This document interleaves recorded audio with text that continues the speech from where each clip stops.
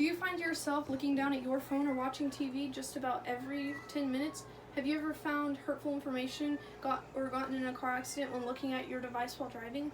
According to PBS.org and NHTSA.gov, studies have shown that the average person will look at their screen for an approximate of 9 hours each day, and 3,166 people in the year 2017 had died in a wreck from distracted driving. I have been persuaded myself to stay away from the internet and social media through a school event in which a moving lesson was given to an experienced man in a wheelchair, saying that there are many consequences for texting while driving and social media in general. My goal as a speaker today will be to convince you to put down that device and maybe pick up a book, learn something productive, and stay away from that toxic internet. I believe many of you want to be happy and enjoy life, and social media is not at all a solution. If I can be convinced of the amazing lesson I learned, I want you to apply that lesson to your everyday life and hopefully pass it on to the younger generation.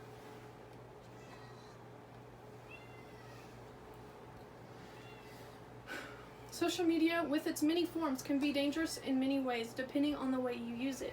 With false knowledge, offending statements, and hurtful comments, many deaths and injuries could occur. For every time you put your phone down, you could be saving your life and others as well.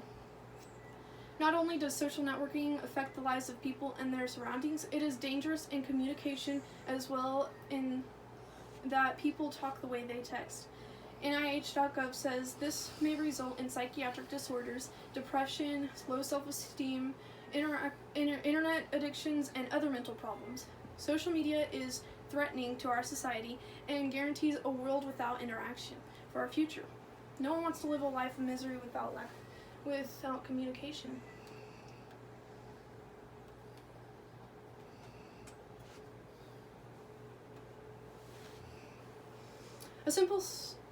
Social media, in fact, does hurt our society. BBC.com tells us that while social media is fairly new to our world, and over 500,000 tweets, snaps, instas, and other posts are uploaded each minute of the day, we can observe that such a technology can result in stress, low moods, anxiety, sleep deprivations, broken relationships, and so much more. A simple solution allows for you to accept the fact that your social media is practically ruining your life.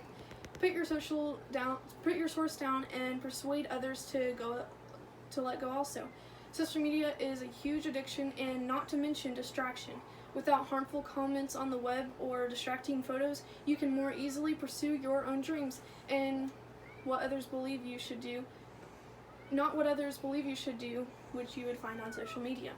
According to BusinessInsider.com, Emma gave up all her social media to experience absolute reality rather than virtual. She reported that it improved her life more than she expected, getting way more sleep, so much spare time to get things done, improvement of her well-being, and she learned to communicate properly in a world without human interaction. She loves her new and improved life so much, she encourages her audience to delete at least one social media app, this being somewhat of a preview of the amazing life with no social media. Inc.com states that a miserable life equals happy posts which comes from every other happy post. Many crave human interaction, and instead of talking to people, they post their feelings. Social media is a way to hide behind your embarrassment and laziness. The main point of Inc.com's affirmation is that no matter how happy or perfect the post appears to be, it bears no resemblance to the person's actual life.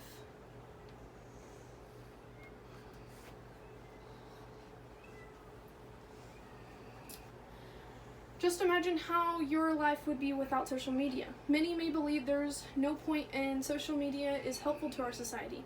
Although useful in some ways, social media is more harmful than helpful. Just like Emma, your first results in giving up social networking will be more sleep. You'll begin noticing how many times you used to pick up your phone a day, and all the times you wasted on a device when you could have been doing something productive. You won't worry about parties and events you weren't invited to, because if you don't see them, they aren't there. You won't have to deal with the hacks, cyberbullying, internet problems, and more, Lastly, you'll adapt to your new life and not want to go back.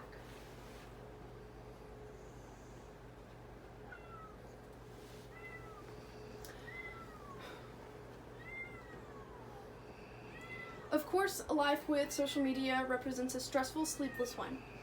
With social media, you'll waste hours upon hours, stay distracted from homework or chores, become jealous of others, resulting in a toxic life, and see all the events you missed out on. Social media reflects on your life in such a bad way, you would be so deep in a life of misery, you wouldn't even notice it. The positive aspects of a life without social media allows for people to enjoy their lives with no distractions, and things go by faster. While the negative shows that people are blind of the real world that is sitting in front of them, they are too busy on their devices to interact with the humans of the real world.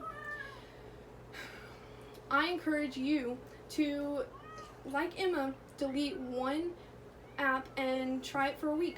If it goes well, then try it to get rid of all your social apps for a month.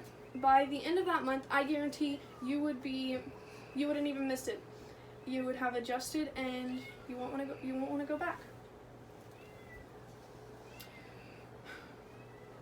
I have discussed with you the importance of a life without social media, which would result in deaths or injuries, unsafe standards set for our society, and negative outlooks on social media. According to MarkHenson.me, Mark Henson had also given up his social media. Summed up, Mark stated that he had relied too much on social media for information, and giving it up gave him closure. Ask your parents how it was back then, when they didn't have social media. Would they recommend it to you or not? If you give up social media, you'll be automatically guaranteed improvement in life. You won't be stressed out and sleep deprived. I delivered this speech to you today with the intent of persuading you into putting down your social media. I explained to you all of the downfalls of having social media in your life to illustrate that such a technology is bad for one's well-being.